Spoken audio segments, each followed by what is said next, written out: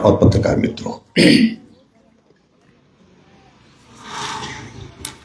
पिछले कल जब हम कार्यक्रम के लिए कटवाल जी और त्रिलोक जी से समय पूछ रहे थे, कहा कि आप 10 बजे तक पहुंच जाना, उसके बाद तेज गर्मी हो जाती है बिलासपुर में, और तेज गर्मी में लोगों को बैठाना मुश्किल होता है, और इसलिए समय पर आकर के जो है हमको कार्यक्रम करना है। और इसलिए मैं गांव से चल करके रात को सुंदरनगर पहुंचा कि गर्मी से आप लोगों को बचाया जाए, समय पर कार्यक्रम शुरू हो।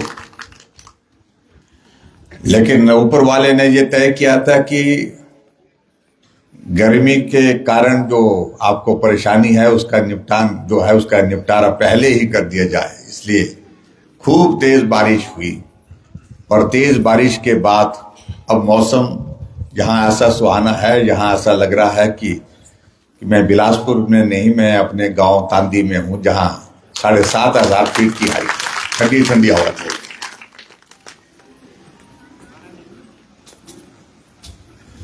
आज के इस कार्यक्रम में आप सब लोगों ने हमारा बड़ा गर्मजोशी के साथ अभिनंदन किया, स्वागत किया, उसके लिए मैं आप सबका बहुत बहुत धन्यवाद करता हूं।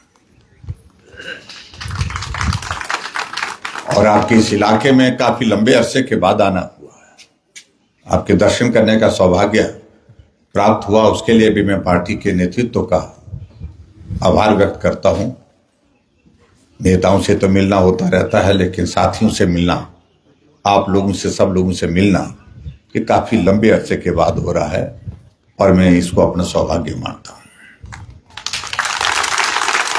मित्रों, पहले हम थोड़ा सा आज के विषय पर थोड़ा सा बातचीत कर लेते हैं, क्योंकि ये डॉक्टर भीमराव अंबेडकर जी के सम्मान में एक अभियान जो है पूरे देश में भारतीय जनता पार्टी ने चलाया है। और आखिर इसकी आवश्यकता क्या पड़ी,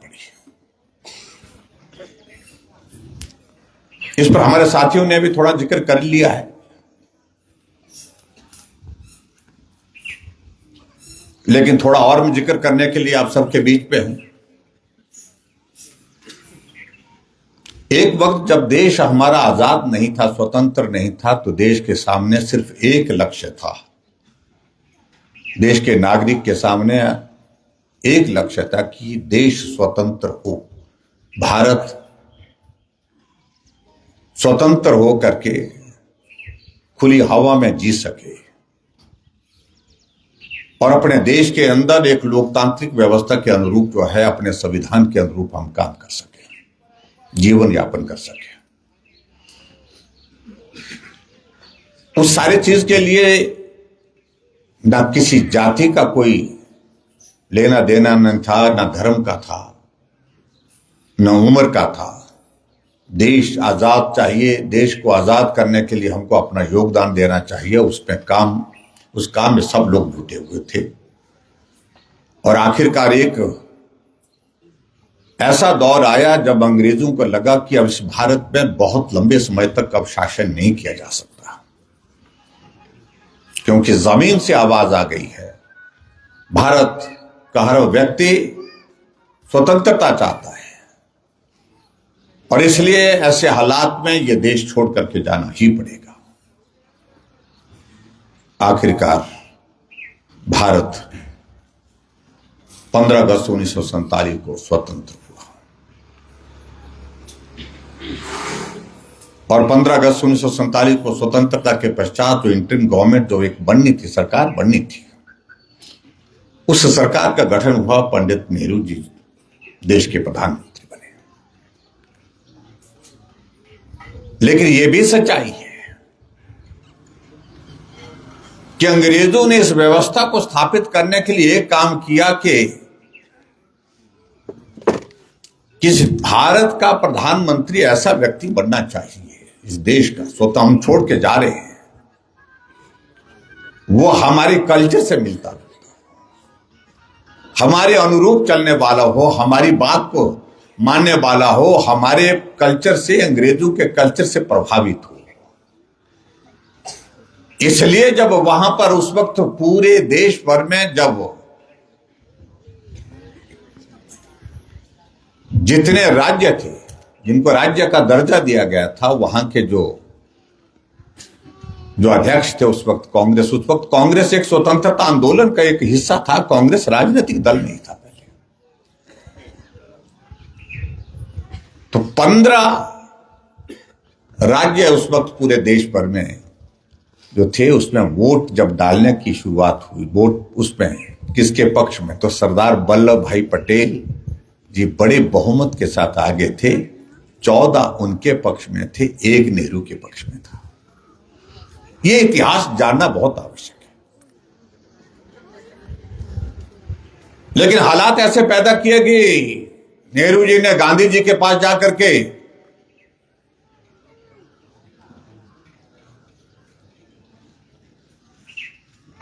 कि लोकतंत्र के हिसाब से अगर हम देखें तो बहुमत तो कहीं और जा रहा है, लेकिन मुझे देश का प्रधानमंत्री बनाने के लिए आपका आशीर्वाद चाहिए।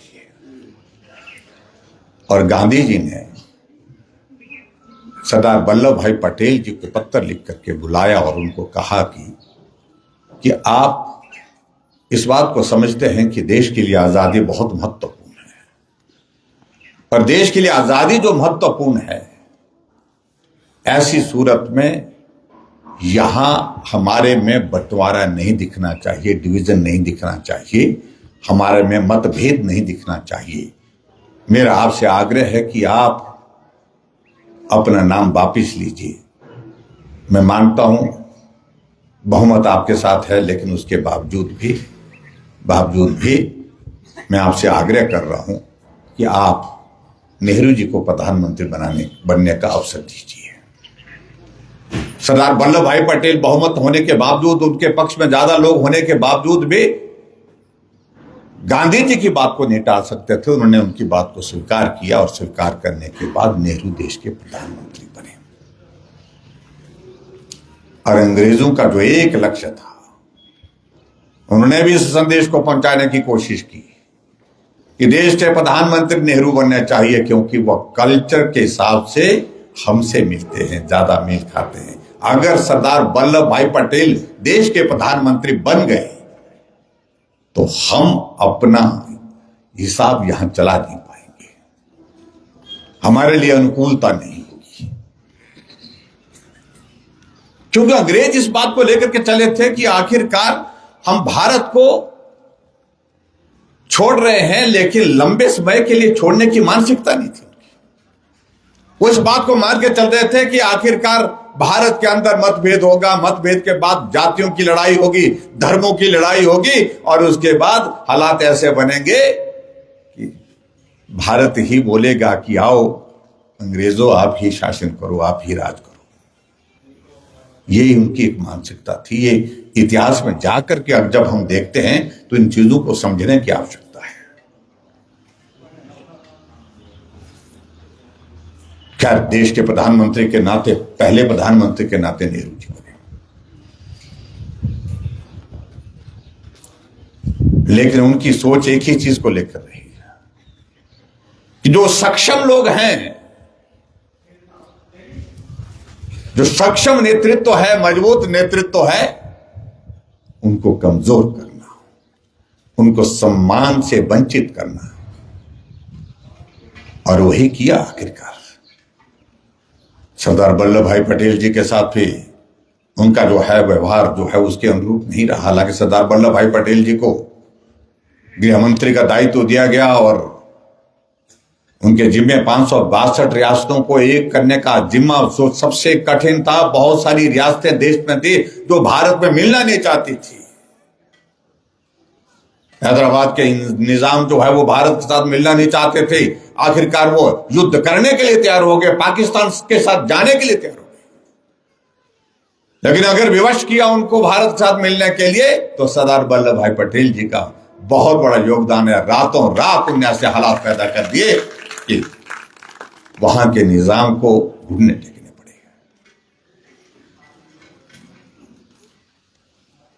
और इसलिए सरदार वल्लभ भाई पटेल के प्रति भी उनका सम्मान का भाव, आदर का भाव, उनको आगे बढ़ते हुए देखने का भाव नहीं था। और उसके बाद सबसे बड़े बात जो है, दूसरा जो है, भारत को एक करने का सरदार वल्लभ भाई पटेल जी का जो काम था, वो काम उन्होंने किया। और दूसरा उसके बाद जो सबसे महत्वपूर्ण काम था कि भारत अब राष्ट्र बन गया।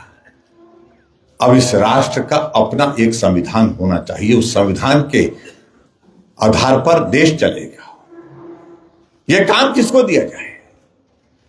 ये एक बहुत बड़ी चुनौती थी। और उस चुनौती में जब चारों तरफ नजर मारी,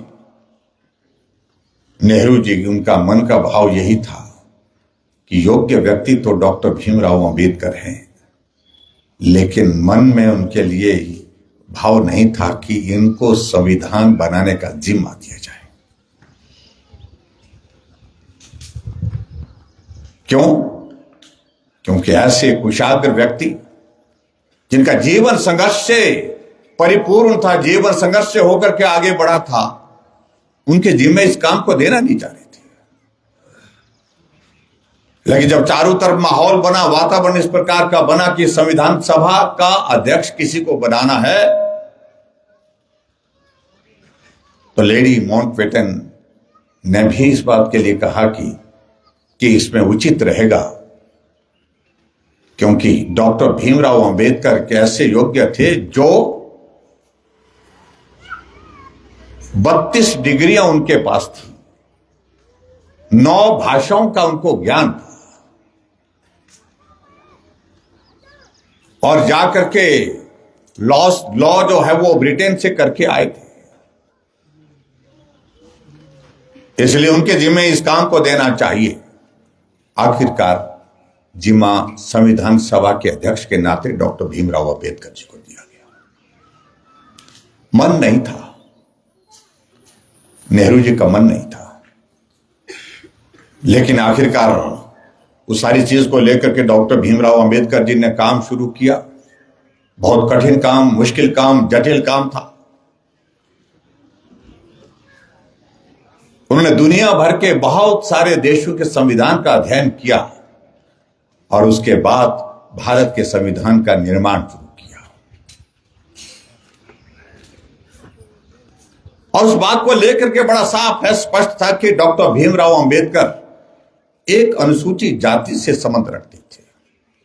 पिछड़ा हुआ, डाउन ट्रोडन परिवार, गरीब परिवार, अनुसूचित जाति के परिवार से स्कूल में पढ़ते हुए भी कई बार जलील हुए, कॉलेज में पढ़ते हुए भी जलील हुए, क्योंकि उस वक्त जाति आधारित सारी चीजें बहुत ज्यादा मजबूत थी, और जिसके कारण एक बार नहीं कई बार उनको पीड़ा का शिकार होना पड़ा।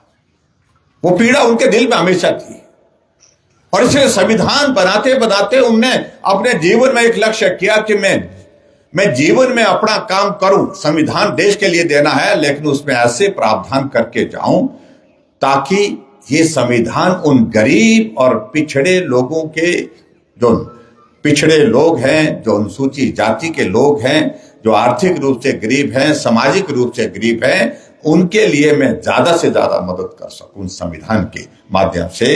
इसलिए संविधान में आरक्षण अनुसूचित जाति के वर्ग के लिए, गरीब लोगों के लिए, पिछड़े लोगों के लिए करना उनने आवश्यक समझा।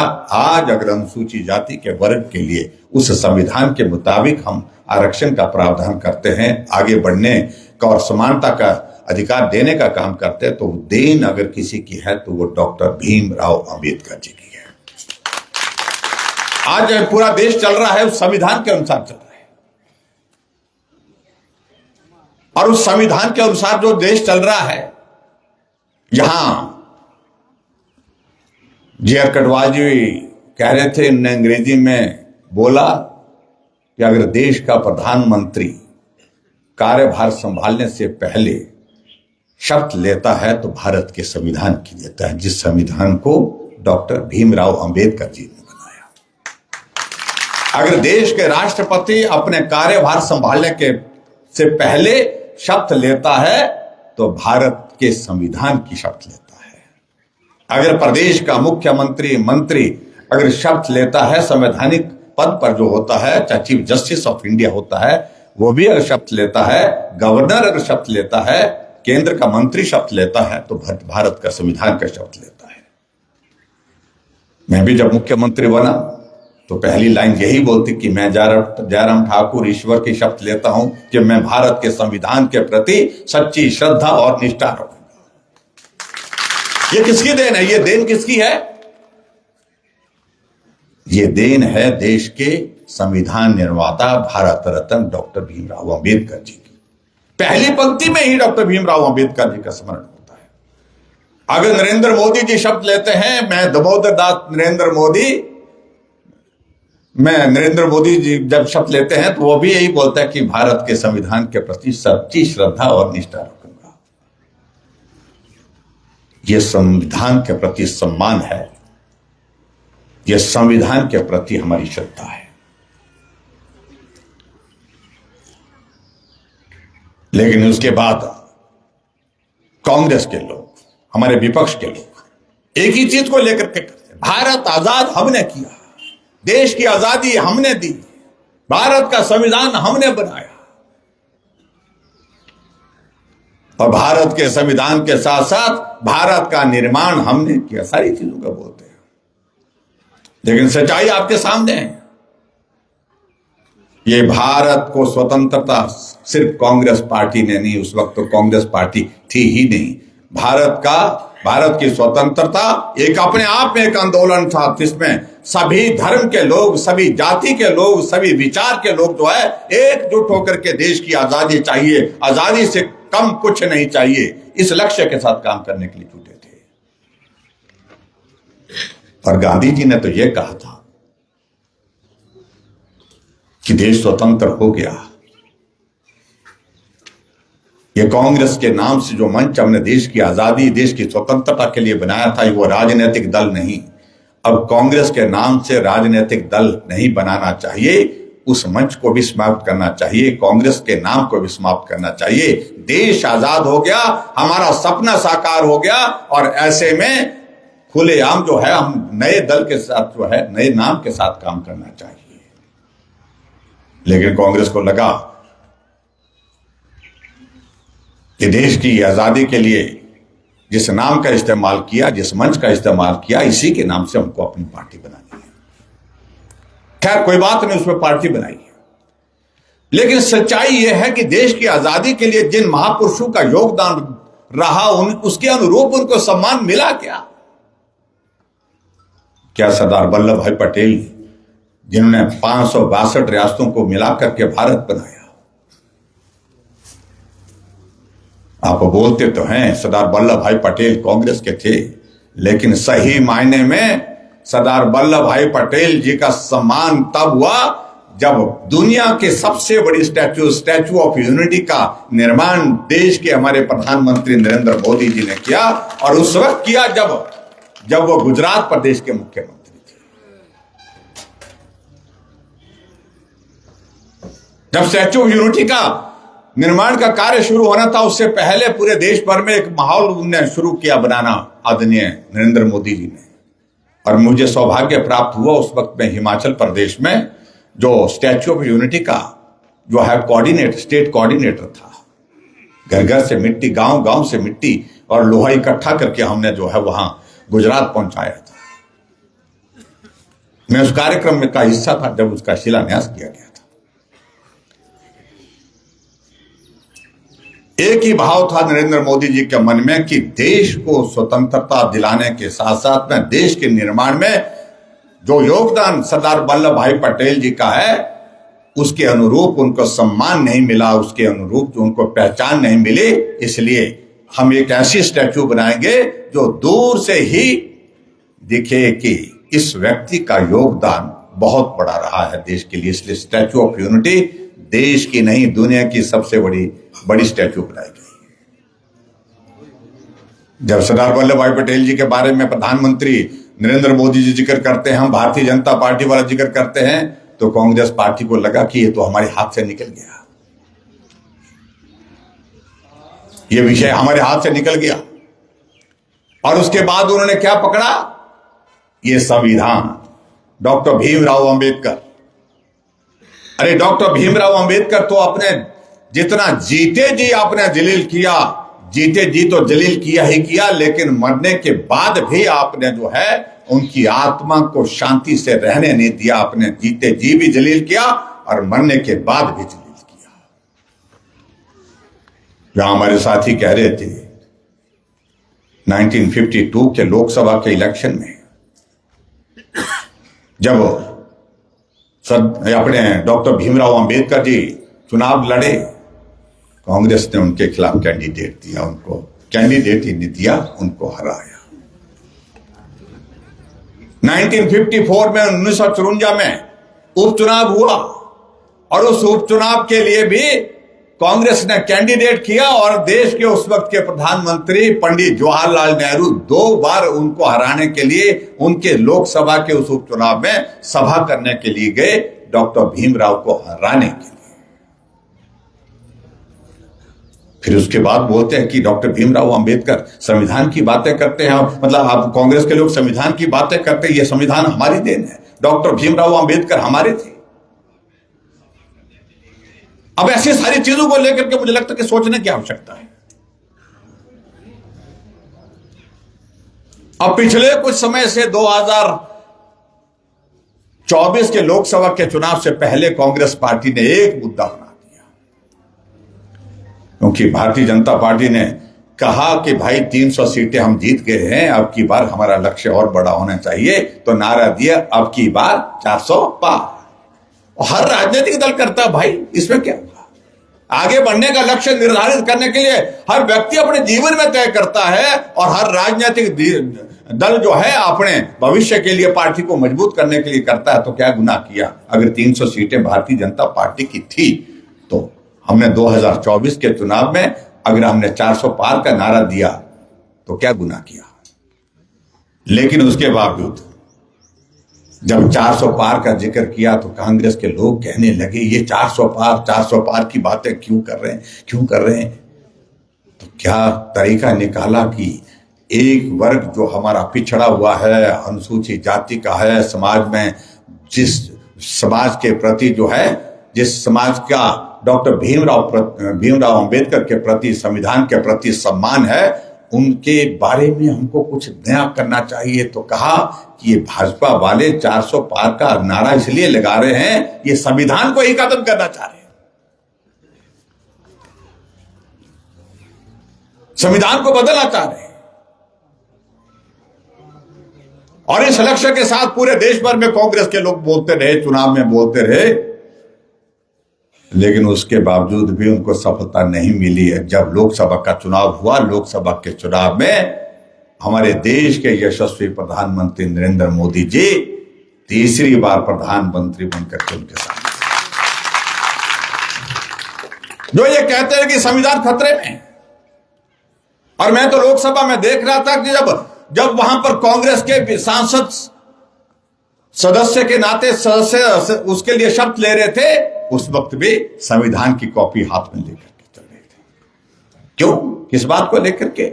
यही एक जो है उनको लग रहा था, डर ये लग रहा है कि गांधी जी को भी जो है ये भारतीय जनता पार्टी वाले, ये नरेंद्र मोदी जी अपने नाम कर गए, गांधी जी के योगदान, गांधी जी के सम्मान को, और उसके साथ साथ में सरदार वल्लभ भाई पटेल जी को भी हमसे छीन लिया। अब अंबेडकर जी बचे हैं तो इनको भी छीन लेंगे। छीनने का विषय नहीं, आपको सच्चाई मालूम होनी चाहिए। यह हकीकत है आज जिसको हमको समझने और समझाने की आवश्यकता महसूस हुई। वो इसलिए आवश्यकता महसूस हुई, क्या ये सत्य नहीं है? जब भारत स्वतंत्र हुआ, डॉक्टर भीमराव अंबेडकर जी ने संविधान बनाने के साथ साथ में उन्होंने इस बात का प्रावधान किया कि जो हमारे अनुसूचित जाति के हैं, पिछड़े लोग हैं, गरीब लोग हैं, आर्थिक रूप से उनको आगे बढ़ाने के लिए आरक्षण का इंतजाम करना चाहिए, आरक्षण की व्यवस्था करनी चाहिए। उस सारी चीज का जो है संविधान में उन्होंने वर्णन किया। उस वर्ग को समाज में बराबरी के इसमें लाने के लिए मेरा जीवन समर्पित रहेगा, ये डॉक्टर भीमराव अंबेडकर ने बड़ा स्पष्ट कहा।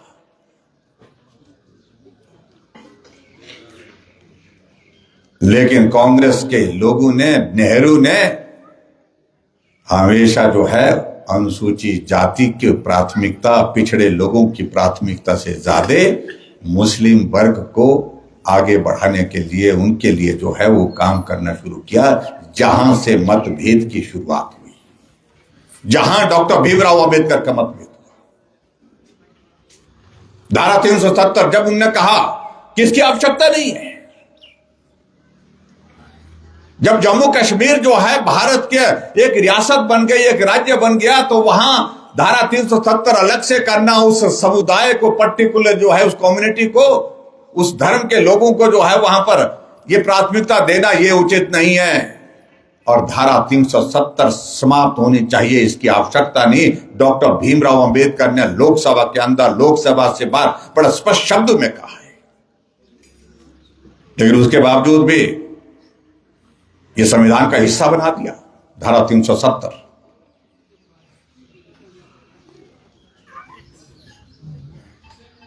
और उसके साथ साथ में और भी बहुत सारी चीजों का जिक्र करते हैं।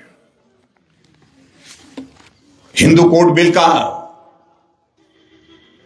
पूरा ड्राफ्ट बनकर के तैयार हुआ, उसको लागू करने की तैयारी हो गई, लेकिन उसके बावजूद भी जब इस बिल को प्रस्तुत किया गया तो उसको नेहरू ने वापिस ले लिया।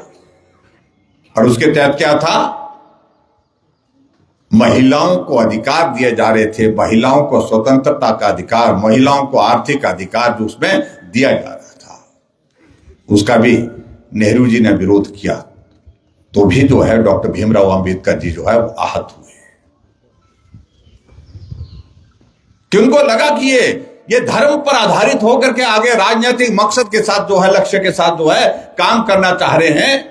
और उस धर्म के आधार पर भारत पहले ही भुग चुका है। अगर भारत के दो टुकड़े हुआ, अगर पाकिस्तान है, तो वो धर्म आधारित राजनीति, तुष्टीकरण की राजनीति का परिणाम है। इसलिए उन्होंने इसका भी विरोध किया था। और जो कांग्रेस के नेता इस बात को लेकर के बार बार कहते हैं कि हमने जो है डॉक्टर भीमराव अंबेडकर जी को मंत्री बनाया, मंत्री बनाने के बाद उनको मालूम होना चाहिए कि मंत्रिमंडल में बनाया, लेकिन मंत्रिमंडल से त्याग पत्र क्यों दिया, इसका भी तो प्रश्न पूछना चाहिए। कि जब बार बार जलील किया, कमिटमेंट डॉक्टर भीमराव अंबेडकर जी के साथ हुई थी कि आपको ये महकमे दिए जाएंगे, लेकिन उसके प्लानिंग का महकमा उनको देने की बात हुई थी, लेकिन नहीं दिया गया। उनको और भी महकमे देने की बात हुई तो उसके मुताबिक नहीं दिया गया। महत्वपूर्ण जगह जहां एक कानून मंत्री के नाते उनका होना बहुत लाजमी था, लेकिन वहां उनको नहीं बिठाया गया, नहीं उनको बुलाया गया। इसलिए उन्होंने कहा कि इस हालत का दौर मैं ज्यादा सहन नहीं कर सकता, उन्हें मंत्रिमंडल छोड़ दिया। और ये हालात अगर बने तो किसी और की वजह से नहीं बने, कांग्रेस की सरकार की वजह से बने, उस वक्त के प्रधानमंत्री नेहरू की वजह से बने। इन सारी चीजों का जिक्र करने के लिए हम आप सबके बीच में इसलिए कि जो गलत तरीके से सारी चीजें प्रस्तुत की जा रही है, उनको बदलने की आवश्यकता है, उस सोच को बदलने की आवश्यकता है। और आगे बढ़कर के मैं ये भी कहना चाहता हूं, जब डॉक्टर भीमराव अंबेडकर की मृत्यु होने के बाद उनका पूरे सम्मान के साथ अंतिम संस्कार दिल्ली होना था, लेकिन दिल्ली नहीं होने दिया। उनको उनका पार्थिव शरीर जो है मुंबई ले गए। और मुंबई लेकर के जिस व्यक्ति ने भारत को संविधान दिया, उनका शव जो है मरने के पश्चात जो है ले जाने के लिए जो सरकार को इंतजाम करना चाहिए थे, व्यवस्था करनी चाहिए थी, उन्होंने नहीं की। और आखिरकार उनका जो ट्रांसपोर्टेशन का जो जहाज से जो खर्चा आया, उनके परिवार ने उसको वहन किया, सरकार ने नहीं किया।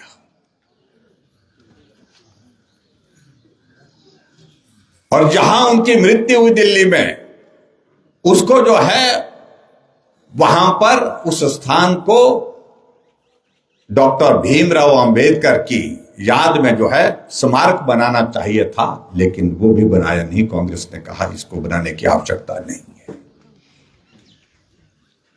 अगर डॉक्टर भीमराव अंबेडकर जी की जहां मृत्यु हुई, उसको अगर वहां पर स्मारक बनाने का काम किया, तो हमारे देश के पूर्व में प्रधानमंत्री रहे अटल बिहारी वाजपेयी जी ने शुरुआत की। उन्होंने उस घर को एक्वायर किया दिल्ली में जहां उनकी मृत्यु हुई थी, 5 करोड़ देकर के स्मारक का काम शुरू किया। और जब नरेंद्र मोदी जी देश के प्रधानमंत्री बने, तो हमारे जो है थावरचंद गहलोत जी जो मंत्री होते थे, आजकल कर्नाटक के गवर्नर हैं, वो एक प्रस्ताव के साथ प्रधानमंत्री नरेंद्र मोदी जी के सामने गए कि डॉक्टर भीमराव अंबेडकर जी का जो स्मारक दिल्ली में बना है, उसमें उसको हम थोड़ा बड़ा करना चाहते हैं, उसको भव्य करना चाहते हैं, तो हम आपसे 10 करोड़ रुपए मांगते हैं। और मोदी जी ने कहा कि 10 करोड़ नहीं, मैं 100 करोड़ देता हूं, भव्य स्मारक बनना चाहिए। और भव्य स्मारक बना करके 10 वर्ष तक कांग्रेस की सरकार इस देश में रही, लेकिन उस स्मारक की तरफ कभी तक ध्यान नहीं गया उनका। इसीलिए मैं कह रहा हूं कि जीते जी भी जलील किया, मरने के बाद भी उनको जलील किया। यह हकीकत है, यह सच्चाई है। जो डॉक्टर भीमराव अंबेडकर के खिलाफ जो चुनाव लड़े, उनको पद्मश्री का अवार्ड दे दिया, लेकिन कभी उनको याद नहीं आया, कांग्रेस को जितने लंबे समय तक सत्ता में रहे, सरकार में रहे, उनको कभी इस बात को लेकर के आभास नहीं हुआ कि देश का संविधान जिस व्यक्ति ने बनाया है, उनके प्रति भी उनको भी कुछ सम्मान देना चाहिए। 1990 में भारतीय जनता पार्टी जनता दल की गठबंधन की सरकार बनी।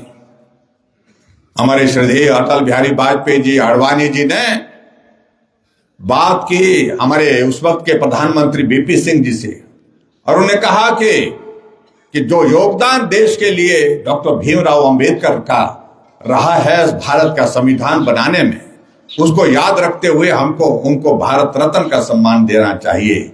मित्रों, कांग्रेस की सरकार लंबे समय तक सत्ता में रही, उन्होंने ख्याल नहीं किया, आवश्यकता महसूस नहीं की। कुछ किसी ने जिक्र किया होगा तो उसको बिल्कुल चुप रहने के लिए कहा। अगर भारत रत्न अगर डॉक्टर भीमराव को मरणोपरांत दिया गया, वो तब दिया जब भारतीय जनता पार्टी की सरकार, गठबंधन की सरकार 1990 में बनी। ये सरकार, ये सारे जो है वो उसका हिस्सा है, रिकॉर्ड का हिस्सा है।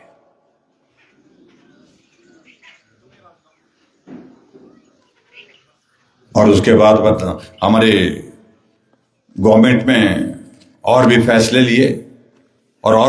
लिए, जिसमें विशेष तौर से जो डॉक्टर भीमराव अंबेडकर जी के जीवन से मरण तक जो है वो सारी चीजों को लेकर के जिक्र किया हमारे प्रधानमंत्री नरेंद्र मोदी जी ने। और खास तौर से जहां जन्म हुआ और जन्म होने के साथ साथ में जब तक मृत्यु हुई, 5 जगह जो ऐतिहासिक, जहां उन्होंने शिक्षा ग्रहण की, जहां शिक्षा ग्रहण करने के बाद जो है फिर उसके बाद उनकी मृत्यु तक का जो है 5 स्थानों को जो है वो पंचतीर्थ करके जो है वो भारतीय जनता पार्टी एनडीए की गवर्नमेंट ने उनको सम्मान दिया। इसलिए बहुत सारी चीजों का हम जिक्र कर सकते हैं, लेकिन कांग्रेस के लोग बोलते हैं कि बस ये हमने किया। और इसलिए भारतीय जनता पार्टी ने पूरे देश में महसूस किया कि आपने तो संविधान में हमेशा ऐसे काम किए जो संशोधन आज तक किए, और उसमें संशोधन में सबसे ज्यादा जो संशोधन किए, 106 संशोधन अभी तक हुए हैं भारत के संविधान में, उनमें से 75 संशोधन कांग्रेस ने किए। और वो संशोधन में से अधिकांश संशोधन वो संशोधन है कि सत्ता पर किस प्रकार से बने रहे, सत्ता में अपने आप जो है किस प्रकार से अपनी पार्टी को बचा रखे, अपनी कुर्सी को बचा के रखे, उसके लिए किए, समाज के लिए नहीं, देश के लिए नहीं, सिर्फ सत्ता के लिए किए। अरे धारा 356 90 बार लगभग 90 बार कांग्रेस ने पूरे देश भर के अलग अलग राज्यों की सरकारों को तोड़ने के लिए इस्तेमाल किया उसको। और उसमें भाई और बहनों, आपको यह भी मालूम है कि हिमाचल प्रदेश भी उसका शिकार बना। जब भगवान रामचंद्र जी के जन्म स्थान पर भव्य मंदिर के निर्माण के लिए आंदोलन चला, बाबरी मस्जिद ढह गई, हमारी सरकार हिमाचल प्रदेश में भारतीय जनता पार्टी की सरकार थी, राजस्थान में भारतीय जनता पार्टी की सरकार थी, उत्तर प्रदेश में भारतीय जनता पार्टी की सरकार थी, मध्य प्रदेश में भारतीय जनता पार्टी की सरकार थी। एक भी घटना हिमाचल प्रदेश में नहीं हुई, दूसरे राज्यों में नहीं हुई। सिर्फ बाबरी मस्जिद टूटी, बहाना मिला कांग्रेस के लोगों को और धारा 356 का इस्तेमाल किया और हमारी 4 सरकारें गिरा दी। ऐसा एक उदाहरण नहीं, 90 बार इस प्रकार से सरकारें गिराई। यह सरकार हमारे अनुकूल नहीं है, यह हमारे हिसाब से नहीं है, हमारी पार्टी की सरकार नहीं है, चलो 356 लगाओ और सरकार गिराओ। और ये देखिए आप, भारतीय जनता पार्टी की सरकार, गठबंधन की सरकार अटल जी के नेतृत्व में भी बनी और आदरणीय प्रधानमंत्री वर्तमान में नरेंद्र मोदी जी के नेतृत्व में 11 वर्ष का कार्यकाल होने जा रहा है। यह हमारा सौभाग्य है कि आजाद भारत में 60 वर्षों के बाद कोई एक व्यक्ति लगातार तीसरी बार प्रधानमंत्री बने, तो वो नरेंद्र मोदी। कहीं धारा 356 का इस्तेमाल सुना आपने? नहीं किया। हां, धारा 356 का इस्तेमाल अभी एक जगह किया और किसके खिलाफ किया? अपनी ही सरकार, मणिपुर की सरकार, जहां आतंकवाद, कम्युनिटी कॉन्फ्लिक्ट और ये सारी चीजें चल रही थी, सरकार भाजपा की थी। और वहां पर अभी फिलहाल जो है वो केंद्र का शासन चला। 356 का इस्तेमाल अपनी सरकार, दूसरे की सरकार गिराने के लिए नहीं किया। ये है आपको तो। और कांग्रेस 356 को इस्तेमाल करती है दूसरे की सरकार गिराने के लिए। ये भी मैं आप सबके बीच में कहना चाहता हूं। और दूसरी बात मैं आपको बताऊं कि जो भारत का संविधान है, उसके प्रति कांग्रेस की श्रद्धा, कांग्रेस का आदर कितना करता। 1975 में इमरजेंसी लागू की। इमरजेंसी लागू करने की आवश्यकता क्यों पड़ी? क्योंकि इंदिरा गांधी के खिलाफ इलाहाबाद का हाईकोर्ट का फैसला आ गया, उनकी जो है वो चुनाव रद्द कर दिया गया। और चुनाव रद्द करने की वजह से इंदिरा को लगा कि मैं अपने पद पर नहीं बनी रह पाऊंगी, इसलिए जो है इमरजेंसी लगा दी। अपने पद को हासिल करने के, पद को बनाए रखने के लिए इमरजेंसी लागू करना, ये सब कांग्रेस के लोगों ने किया, कांग्रेस के नेताओं ने किया है। और इसलिए भारतीय जनता पार्टी ने ये तय किया कि जो जिस प्रकार से कांग्रेस ने डॉक्टर भीमराव अंबेडकर जी का जीते जी भी अपमान किया है और जीते जी अपमान करने के साथ मरने के बाद भी अपमान किया है, ऐसी सूरत में ये सारी बातें लोगों तक पहुंचाने के लिए एक हम कार्यक्रम बनाएंगे और उसमें उस कार्यक्रम के अंतर्गत हम लोगों के बीच में जाकर के अपनी बात कहने के लिए जाएंगे। सत्य जो है वो लोगों तक पहुंचाने का काम करेंगे। इसलिए आज आपके बीच में यहां पर आए। इसलिए मैं आप सबके बीच में यही निवेदन करना चाहता हूं, कांग्रेस को एक्सपोज करना चाहिए, उनका जो है नकाब उतारना चाहिए कि देश की हकीकत, देश के संविधान निर्माता के बारे में हकीकत यह है जो तुमने इस प्रकार से किया है।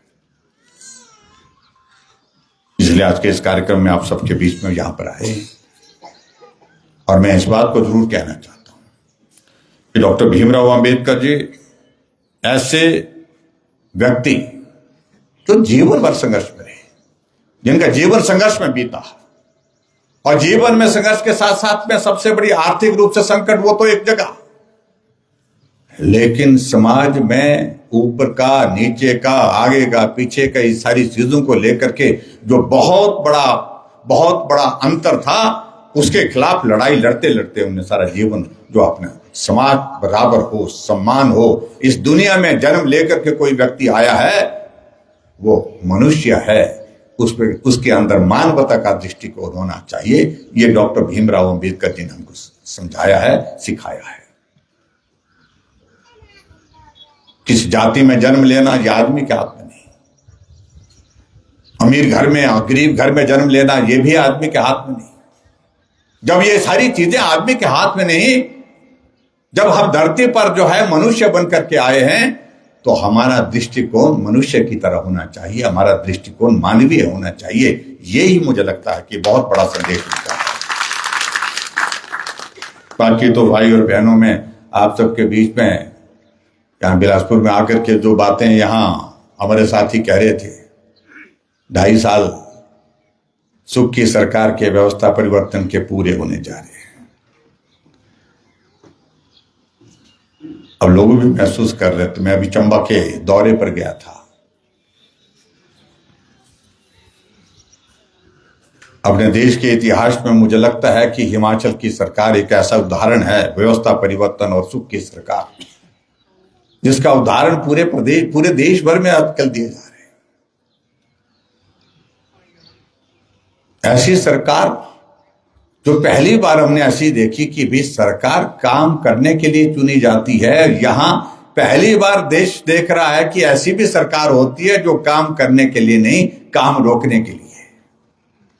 ऐसा लग रहा है कि काम रोकने के लिए 2000 से ज्यादा संस्थान हिमाचल प्रदेश में खुले हुए चले हुए संस्थान, आप लोगों के कहने पर, आप लोगों की मांग पर, मंच पर बैठे विधायकों के कहने पर हमने खोले थे। वो संस्थान बंद कर दिए, कहा कि ये इसकी आवश्यकता नहीं है। हमने सोचा कि भारतीय जनता पार्टी ने खोले हैं, इसलिए इनको परेशानी हो रही है। लेकिन सोच इस तरह से निकली कि उनको आनंद ही इसमें आता है। मैंने एक दिन कहा सुखू भाई, मैंने कहा यार ये सुखू से सुखविंदर सिंह कब बनेंगे आप? बोलने लगे क्यों, क्या हुआ? मैं कहा दिल बड़ा करना चाहिए। सरकार काम करने के लिए होती है, काम रोकने के लिए नहीं होती है। आप ये अभियान चलाया, ये भी बंद, जो भी मालूम पड़ा। आपके यहां पर पता नहीं आए कि नहीं आए, आएंगे तो मालूम करेंगे कौन से संस्थान खुले थे। आगे जो अगर बचे होंगे तो उसके बारे में जब जानकारी मिलती है तो बंद करने का है। 2.5 साल एक ही काम, स्कूल बंद, कॉलेज बंद, सारी चीजें जो है वो जो भी ब्लॉक खोला कहीं वो बंद, तहसील खोली है वो बंद, हॉस्पिटल खोला वो बंद। और भारतीय जनता पार्टी की सरकार की जो योजना है एक एक करके बंद कर दी। हमने कहा अगर हमारी योजनाएं आपको अच्छी नहीं लगती, अपनी योजना चलाओ। ये पहली सरकार है पूरे देश भर में, लगता है 2.5 साल का कार्यकाल पूरा हो गया, लेकिन सुक्खू जी की सरकार की एक भी योजना अभी तक जमीन पर उतरी नहीं है, जिस योजना को कह सकते हैं कि भाई इस योजना में काम हुआ। हर चीज को बंद करने के लिए। अरे झूठ बोल करके सत्ता में आए थे, आपने गारंटियां दी थी, 10 गारंटियां दी थी, और मैंने उस वक्त भी कहा था ये गारंटियां नहीं आएंगी काम। और हमने कहा था कि 10 जन्म लग जाएंगे, ये गारंटियां पूरी नहीं होंगी। कहा कि पहली कैबिनेट की पहली बैठक में 1500 रुपए देंगे। यहां मैं देख रहा हूं कि माताएं बहनें बड़ी संख्या में आई है। कोई मिले यहां पर क्या? नहीं मिले। लेकिन सुक्खू जी बोलते हैं कि मिल गए। अब आपकी बात पर यकीन करें या उनकी बात पर यकीन करें? बच्चा हिमाचल प्रदेश में कहता है कि आज तक हमने मुख्यमंत्री देखे, मुख्यमंत्री जो बोलते थे वो हुआ करता था, लेकिन पहली बार ऐसे मुख्यमंत्री बोले देखे जो सत्य नहीं बोलते हैं, झूठ बोलते हैं, विधानसभा के अंदर झूठ बोलते हैं, विधानसभा के बाहर झूठ बोलते हैं। ऐसे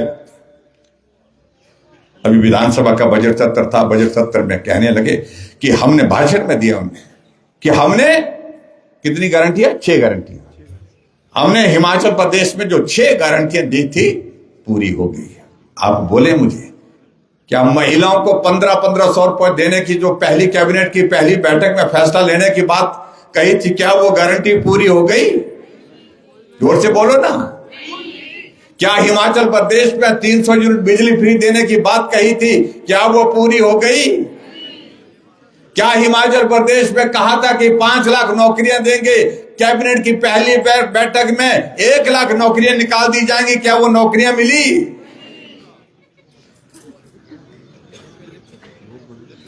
और कहा था कि हम हिमाचल प्रदेश में 2 रुपए किलो गोबर खरीदेंगे। क्या गोबर 2 रुपए किलो के हिसाब से बेच दिया?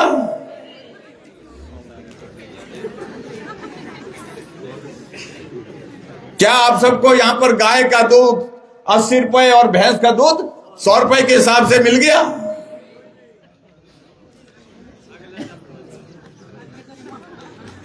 तो आखिरकार ये सुक्खू जी किसको बोल रहे हैं, कहां बोल रहे हैं कि हमने 6 गारंटियां पूरी कर दी?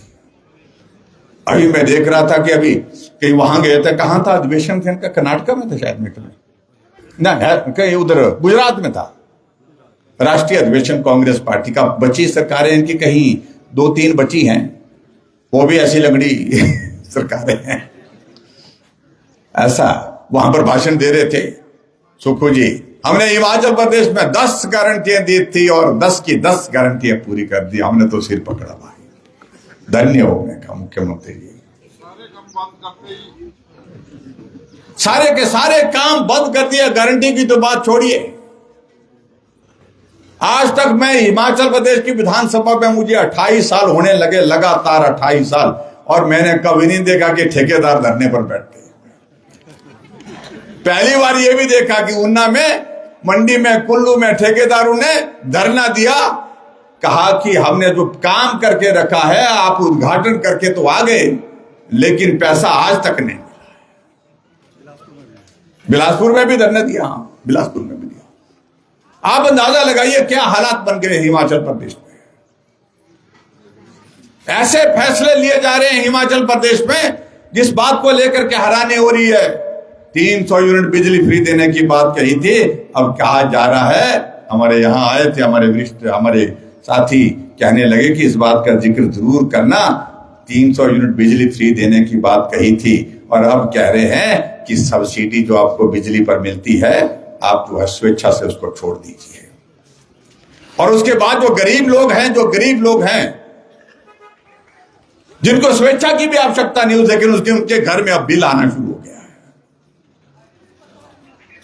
बिजली का बिल, पानी का बिल। हमने 125 यूनिट हिमाचल प्रदेश में फ्री बिजली की बात कही थी, लेकिन 125 यूनिट इसलिए कहा था कि हिमाचल बिजली पैदा करता है, दूसरे राज्यों को भी देता है। 125 यूनिट बिजली वो गरीब परिवार, जो मध्यम वर्गीय परिवार जो है वो खर्च करते हैं, जिनकी आर्थिक स्थिति बहुत अच्छी नहीं होती। अगर उनको बिजली फ्री देने का अगर हमने वादा किया था, वादा नहीं किया था, हमने करके दिखाया था, तो हमने गलत नहीं किया था। अब कहते कहा तो 300 यूनिट बिजली फ्री देंगे, अब 125 यूनिट जो बिजली दी है उसको भी वापस लें। बसों का किराया तो बिल्कुल सस्ता हो गया, कदम रखा 10 रुपए जेब से देने पड़ेंगे, एक कदम का 10 रुपए। आप चाहे 4 कदम की यात्रा करो, आप आधे किलोमीटर की यात्रा करो, रुपए कितने लगेंगे? 10 लगेंगे। आज नोटिफिकेशन भी हो गए, कल नोटिफिकेशन, चले कल नोटिफिकेशन। अब आप अंदाजा लगाइए, भारतीय जनता पार्टी की सरकार की ओर से हमने बहुत सारी चीजें, हमने हिम केयर की योजना शुरू की, गरीब लोगों का इलाज मुफ्त में होना चाहिए, ये हमारा एक लक्ष्य था। इसलिए था क्योंकि प्रधानमंत्री नरेंद्र मोदी जी ने कहा कि मनुष्य जब पीड़ा के दौर में से बीमारी के उस दौरान गुजरता है और गरीबी के कारण जब इलाज नहीं कर पाता है, तो हमारी संवेदना ये होनी चाहिए कि उस आदमी की जिंदगी को बचाने के लिए, उसकी पीड़ा को कम करने के लिए सरकार काम करे। उन्हें आयुष्मान भारत शुरू पूरे देश के लिए शुरू किए। आदरणीय जगत प्रकाश नड्डा जी ने पूरे देश भर में उस योजना को स्वास्थ्य मंत्री के नाते लागू किया। और बाकी हमने कहा कि आयुष्मान भारत के अलावा जो बचे परिवार जो उस पर कवर नहीं हो रहे हैं, उनका जिम्मा हमने लिया। 5 लाख रुपए का हेल्थ कवर हमने हिमाचल प्रदेश में सब गरीब लोगों के लिए। आदमी बीमार होता था, हॉस्पिटल जाता था, हिमकेयर का कार्ड जेब में डाल करके चलता था। पैसे नहीं है तो कार्ड जेब में लेकर चलता था। उसको मालूम होता था कि ये हिमकेयर का कार्ड जब हॉस्पिटल में दिया जाएगा, मेरा इलाज बिना पैसे के होगा। और आज के हालात बन गए, 500 करोड़ रुपए से ज्यादा हिमकेयर की पेमेंट हिमाचल प्रदेश में हॉस्पिटल को देने को हो गई। सरकारी हॉस्पिटल के लिए प्राइवेट हॉस्पिटल में तो बंद कर दी, सरकारी हॉस्पिटल में उसका इलाज नहीं हो रहा है। मैं पिछले हफ्ते अभी चंबा गया था, गाड़ी में जा रहा था, अखबार की खबर पड़ी कि एक महिला का इलाज वहां पर हॉस्पिटल में होना था, ऑपरेशन होना था, कोई बीमारी गॉल ब्लैडर का उसका कोई इन्फेक्शन था, बहुत पीड़ा में थी लगभग 1 साल से। कई बार आई, इलाज के पैसे ना होने के कारण वो वापस जाती रही, लेकिन पीड़ा जब असहनीय हो गई तो उसने कहा कि अब तो मरना है।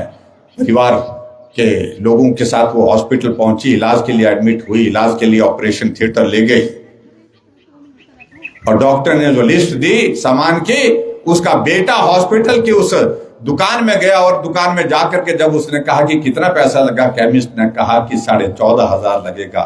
उसके पास पैसा नहीं था इतना, और उसने मां के जेवर ला करके कहा कि भाई साहब आप ये रख लीजिए। मां को तो हॉस्पिटल के अंदर ले जाकर के थिएटर में लेकर के ऑपरेशन के लिए गए हैं, इसलिए आप जो है ये जेवर रख लीजिए, गिरवी रख लीजिए। लेकिन मैं उस दुकानदार का धन्यवाद करता हूं, उसने कहा जेवर मत रखिए, मैं आपको उधार दे देता हूं, जितने पैसे आपके पास हैं वो उतने दे दीजिए, बाकी का इंतजाम करिए, लेकिन इलाज कराइए।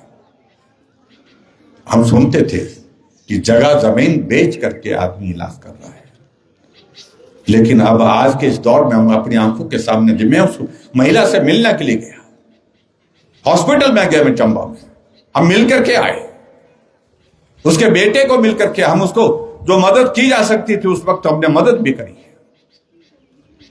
लेकिन ये हिमाचल प्रदेश की स्थिति ऐसी है कि ऐसे हालात में जिस योजना के माध्यम से गरीब लोगों का इलाज होता था उसको भी आपने बंद कर दिया।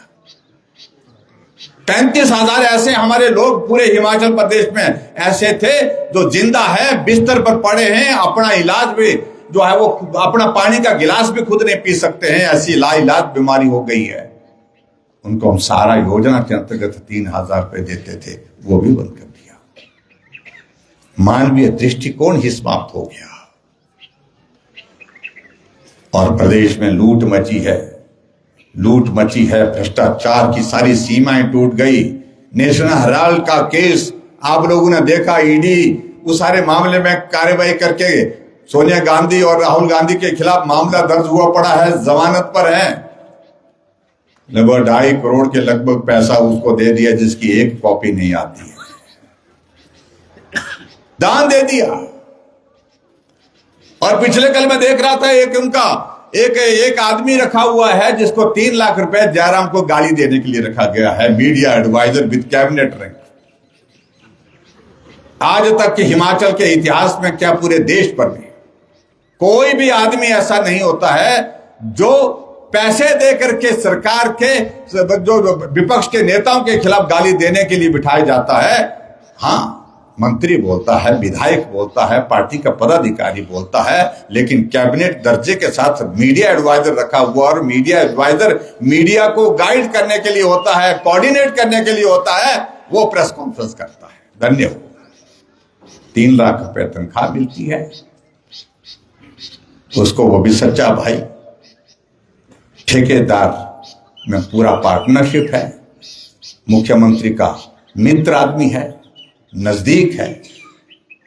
मैं उन सारी चीजों का जिक्र नहीं करना चाहता हूं, करेंगे तो बहुत दूर तक बातें जाएंगी। क्या लूट मची हुई वहां पर, जितने भी अधिकारी चारों तरफ है सबके ऊपर उंगली लगी। मुख्यमंत्री के कार्यालय में मुख्यमंत्री के एडवाइजर, मुख्यमंत्री के सलाहकार और मुख्यमंत्री के नजदीक जो लोग हैं, नेता मिल करके कर रहे हैं।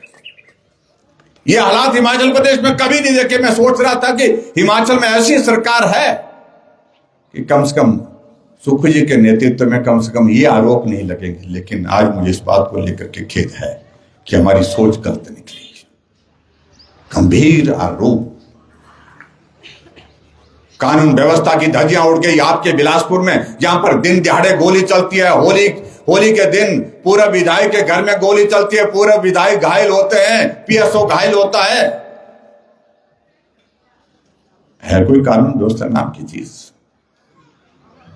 लेकिन ये घटना होती है तो किस वजह से होती है? कौन उसके लिए दोषी है?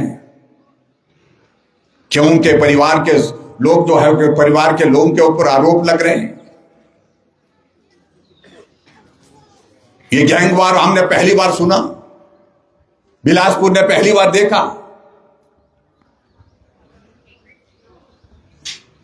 पहली बार हमने सुना कि पूरे हिमाचल प्रदेश में आज तक देवभूमि में ऐसी घटना नहीं घटित हुई थी कि गोली मारने के लिए किराए पर लोग लिए गए और उनको काम दिया गया कि इसकी दुनिया खत्म करनी है। ये गैंग वार नहीं है तो क्या है? लेकिन सरकार उनके खिलाफ कुछ कार्रवाई नहीं करने की स्थिति में हो पा रही है। इसलिए नहीं हो पा रही है क्योंकि वो उनके अपने हैं। आज जाकर के चिट्टा जो कहीं सुनते थे, बाहर दूसरे राज्यों में सुनते थे, बॉर्डर एरिया हमारे हिमाचल का उसमें सुनते थे, आज जाकर के सुदूर हमारे इलाके पहाड़ में जहां आदमी मुश्किल से पहुंचता वहां पहुंच गया। क्या कर रही है सरकार? सरकार समोसे की जांच कर रही है। समोसा मांगा था, उस पहुंचा नहीं समोसा, कहां चला गया? जांच होनी चाहिए, इसमें एफआईआर दर्ज हुई पड़ी है। हमारी सरकार के कार्यक्रम तो चाहिए नहीं उनको। जनमंच हमने चलाया था, जहां आप लोग आते थे, आपकी बात सुनी जाती थी, मंत्री वहां होता था, अधिकारी होता था और मंच पर वहीं पर फैसला होता था। नकल ततीमा वहां पर बनता था, मेडिकल सर्टिफिकेट वहां पर हाथ में दे दिया जाता था, राशन कार्ड हाथ में दे दिया जाता था, बिजली का कनेक्शन वहां पर मौके में जनमंच में दे दिया जाता था, पानी का कनेक्शन वहां पर मिलता था। और कांग्रेस के लोगों ने प्रचार किया, जनमंच में जो है जयराम जो है धाम लगाते हैं। अरे हम तो उन गरीब लोगों के लिए दाल चावल या दाल रोटी का इंतजाम करते थे। आपने जनमंच को बंद करके सरकार जनता के द्वार, गांव के द्वार, क्या योजना बनाई है हमने? ऐसी बनाई कोई योजना, और उसके तहत सुक्खू जी उड़ान भरे और जाकर के कहां पहुंचे? चौपाल के कुपवी में। और जब शाम को वहां पर भोजन परोसा गया तो जंगली मुर्गा आया। अरे हम तो दाल रोटी देते थे, आपके लिए तो जंगली मुर्गा आया। और जंगली मुर्गा वहां पर परोसा गया। मुख्यमंत्री जी का वीडियो रिकॉर्ड हुआ, वो बोल रहा धनीराम जी को खिलाओ, इनको खिलाओ, इनको खिलाओ, उनको खिलाओ। और बाद में मालूम पड़ा कि जंगली मुर्गा मारना कानूनी अपराध है, 3 साल की सजा का प्रावधान है उसमें। फिर अखबार में खबर छपी, कुकड़ू गू हो गई। और उसके बाद कार्यवाही ना मारने वाले पर, ना बनाने वाले पर, ना खाने वाले पर हुई, लेकिन मामला दर्ज किसके खिलाफ हुआ? जो मीडिया के लोगों ने खबर बनाई और हमारे लोगों ने, बीजेपी के लोगों ने उसमें सोशल मीडिया में डाला, उनके खिलाफ एफआईआर दर्ज हुई है और जांच हो रही है।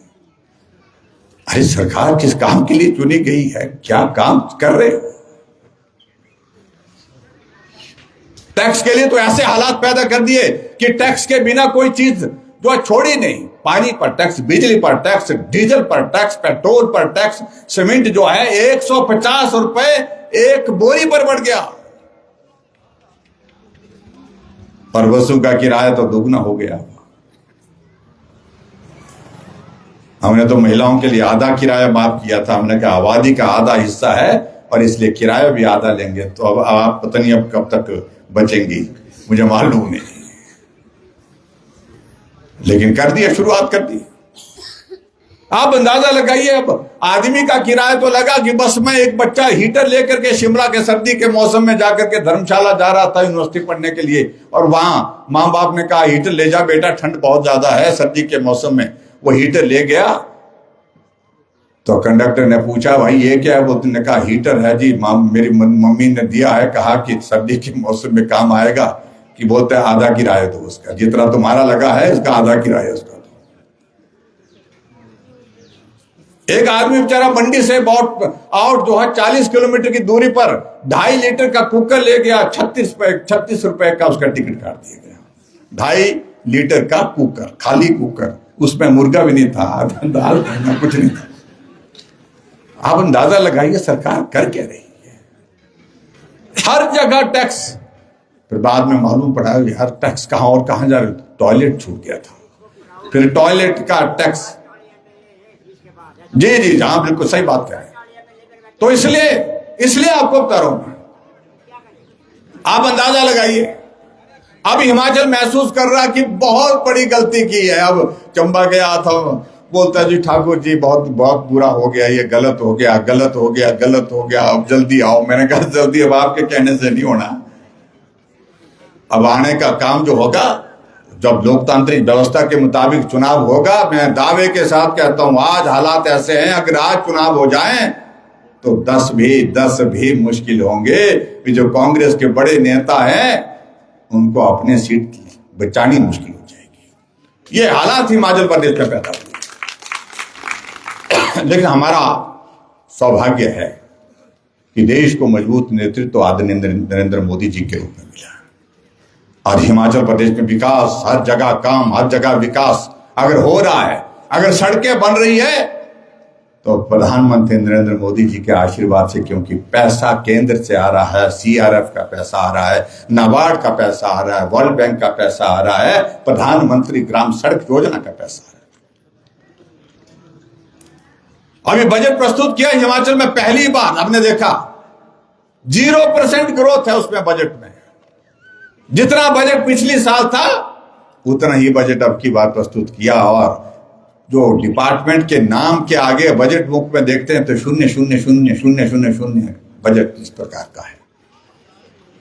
और हैरानी की बात हुई, 31 मार्च को हमारे ठेकेदार कहने लगे फोन करके कि भाई एलओसी तो आ गई है, आ गई, बस अब हमारे लिए आपने कह देना, एक्शन को कह देना कि हमारे खाते में थोड़ा डाल दे, हमारे लिए थोड़ा सा। हमने कहा भाई डाली तो डाली है, लेकिन एलओसी जो है वो ऊपर से जो है वो आपका जो क्या नंबर होता है वो टोकन नंबर भी आ गया है, लेकिन उसके बावजूद भी गारंटी नहीं है। और वो वही हुआ, 31 मार्च को जो एलओसी जारी की गई थी उसको रिलीज करने से पहले फिर वापिस ले लिया गया। पहली बार हुआ ये, कोई पैसा नहीं दिया गया। और मुझे कहते थे कि कर्मचारी के हितैषी नहीं है। भाई हम हितैषी नहीं है, आपने इस बात को कहने की कोशिश की, हमने उस वक्त भी बोला था, कर्मचारी भाइयों को बोला था, हमने कहा रुक जाओ, हम आपके बारे में अच्छा सोचते हैं, हालात ऐसे हैं, ओपीएस में अभी फैसला लेने में कठिनाई आएगी, लेकिन हम रास्ता निकालेंगे, हम ओपीएस का विरोध नहीं कर रहे हैं, लेकिन कहा कि पहली बैठक में कर देंगे। कर्मचारियों ने सोचा कि यार वाह, ये तो पूरा काम हो गया, और सहयोग दिया उनको, सरकार बन गई। आज वो कर्मचारी मैं पूछता हूं कि सचिवालय के बाहर धरने पर क्यों बैठे हैं, चौड़ा मैदान में धरने पर क्यों बैठे हैं, आपके एचआरटीसी में वहां पर धरने पर बैठे हैं, इलेक्ट्रिसिटी बोर्ड में धरने पर बैठे हुए हैं। तो आखिरकार क्या हुआ? हमारे समय में कोविड रहा 2 साल, लेकिन समय पर सैलरी मिलती थी, समय पर पेंशन मिलती है। और आज हालात ऐसे बन गए हैं हिमाचल प्रदेश में, ना सैलरी की गारंटी है, ना पेंशन की गारंटी है। ये बहुत चीजों को लेकर के बहुत लंबी बातें हो जाएंगी, मुझे लगता है आप लोगों को भी जाना है, लेकिन आज के इस कार्यक्रम में हम आप सबके बीच में आए हैं। और मैं इतना जरूर कहना चाहता हूं कि इस बिलासपुर जिला में, जिस जिले से हमारे पार्टी के हमारे राष्ट्रीय अध्यक्ष जगत प्रकाश नड्डा जी भी हैं, आज वो हमारे हिमाचल प्रदेश में ही चंबा में हैं। मैंने क्षमा मांगी कि मैं वहां उस कार्यक्रम में नहीं हो पाऊंगा। मैंने कहा मैं आपके गांव जा रहा हूं और आप लोग यहां पर मिले। उनका हिमाचल के लिए, हिमाचल के विकास के लिए बहुत बड़ा योगदान रहा है। चाहे चंबा का मेडिकल कॉलेज है, चाहे हमीरपुर का मेडिकल कॉलेज है, चाहे नान का मेडिकल कॉलेज है, चाहे ऑल इंडिया मेडिकल इंस्टीट्यूट है, ये सारी चीजों को लेकर के हम कह सकते हैं आयुष्मान भारत जैसी योजना उनकी एक बहुत बड़ी कंट्रीब्यूशन है। मैं आप सबसे यही कहना चाहता हूं कि वक्त बहुत तेजी से निकल गया है और अब सरकार जो है वो 2.5 साल का कार्यकाल पूरा कर चुकी है। आधी उम्र निकलने के बाद अब बुढ़ापा ही बोलते हैं उसको। जब आदमी 50 साल पूरा कर लेता है तो समझ लीजिए वो बुढ़ापे में प्रवेश कर गया। तो ये हालत कांग्रेस की सरकार की भी है, अब वो बुढ़ापे की तरफ है। और आप सबसे मेरा इतना निवेदन है कि अब भविष्य उसका बहुत ज़्यादा नहीं है, लेकिन आने वाले समय में आप सबसे मेरा यही निवेदन है कि ये बिलासपुर आधा अधूरा नहीं चाहिए, पूरा का पूरा चाहिए, सारा का सारा चाहिए। मैं आप सबको धन्यवाद करता हूं। 4 में से 3 सीटें भाजपा की हैं और बिलासपुर और मंडी बॉल ने मुकाबला किया है। अच्छा मुकाबला, ये नहीं मुकाबला नहीं कह सकता, मैं क्या कह सकता हूं, मंडी में भी हमारे 10 में से 9 सीटें हमने जीती है और बिलासपुर में 4 में से 3 सीटें जीती है।